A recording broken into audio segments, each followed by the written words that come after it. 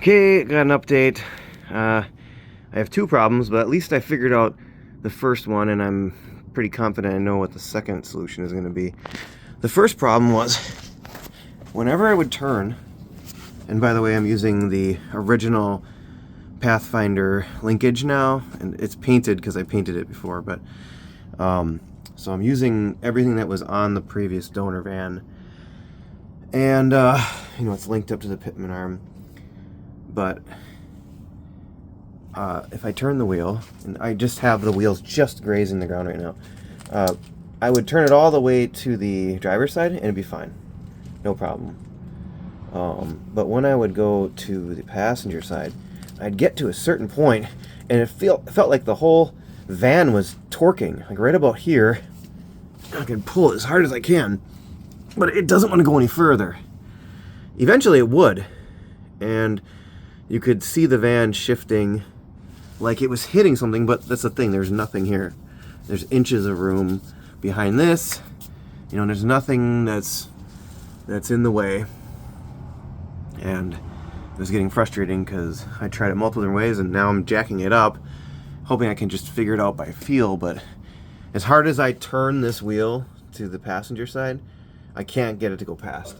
And I went and take a look on the other side of the wheels, and guess what? That's the problem. This running board here, which isn't stock, you can see the space here. The wheels should have much more clearance, and right now they don't because this running board's in the way. So looks like I'm gonna have to get rid of my running board or modify it. And then I guess what would happen is, as I turn the wheel, mechanically with the hydraulic steering power assist, it must eventually got past that. There's like a bolt head in there, but I mean, like if I turn it as hard as I can, I can't get it to go past here just with human strength. But eventually it would snap past. So now I figured out that's the problem. But then the next issue is this guy. Now, with the Pathfinder steering components, these are a lot skinnier. So I'm able to get farther, which means I almost have the entire steering movement. Like right here, this wheel is already turning pretty good, but I'm not going to get to the end of the stops. So like there are these like threaded pieces here on each of the knuckles. And this will let me set the distance. So I could probably make the turn to the passenger side be more, like I could pull that thread out so that way I don't accidentally go too far. But this piece does get here, and you can see just a little bit of red on there. So it's hitting this.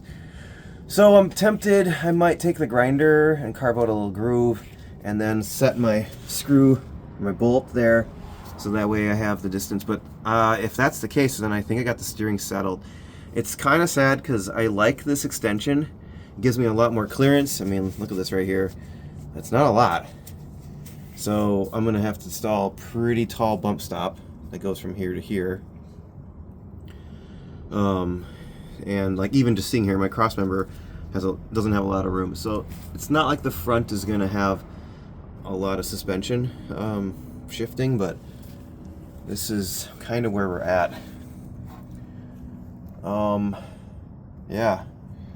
So at least I figured out it's that running board that's the problem, and then this guy still hits here. So I think if I cut out a notch, that should work. Maybe make like a D-shaped washer too. I could probably remove this washer as well and give myself even a little bit more. The other option is either I bend, like right now this pitman arm has a Z shape. Maybe I make it flatter, which then will pull this away.